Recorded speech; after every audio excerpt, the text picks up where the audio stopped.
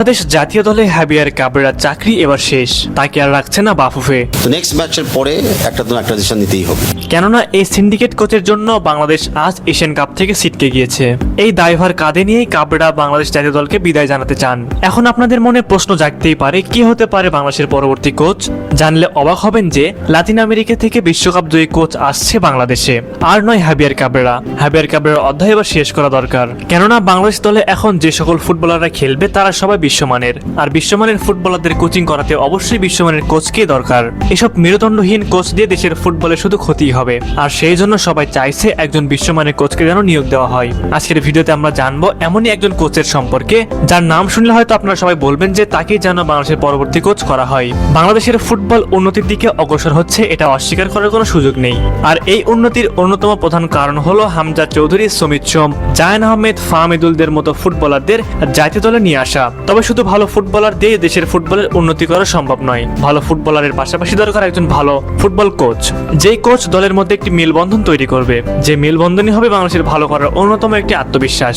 আমরা যদি ইউরোপের ফুটবল কোচদের দিকে একটু নজর দেই, তাহলে আমাদের চোখে পড়বে অনেক বিশ্বমানের কোচ। তবে এখানে সবচেয়ে বড় যে সমস্যা হবে সেটা হলো তাদের আকাশচুম্বী বেতন। কেননা ইউরোপ থেকে যদি কোনো কোচ আসে তবে তাকে বেতনও দিতে হবে অনেক বেশি। সেই জায়গায় ফেডারেশন নজর দিতে পারে এশিয়া কিংবা আমেরিকা মহাদেশের দিকে। উদাহরণস্বরূপ আমরা বলতে পারি উরুগুয়ের সাবেক বিশ্বজয়ী কোচের নাম। তিনি যদি বাংলাদেশের কোচ হয়ে আসেন তাহলে বাংলাদেশকে তিনি পরিবর্তন করবেন নিমিষের মধ্যে। সেই কোচের নাম হলো দিয়েগো অ্যালোনসো। দিয়েগো বর্তমানে কোনো দলের সাথে চুক্তিবদ্ধ নেই। সে যে মানের কোচ, সেই তুলনায় তার বেতন অনেক কম। 2022 সালে বিশ্বকাপে উরুগুয়ে ন্যাশনাল টিমে কাভানি আর লুইস সুয়ারেজের দলের হেড কোচ ছিলেন তিনি। তার ক্যারিয়ারে তিনি অনেক বড় বড় দলে কোচিং করিয়েছেন। তাকে যদি একটা দীর্ঘমেয়াদী ভিশন দেখানো যেত বাংলাদেশের ফুটবল উন্নয়ন নিয়ে, তাহলে এই কোচকে রাজি করানো খুব সহজ হয়ে যেত।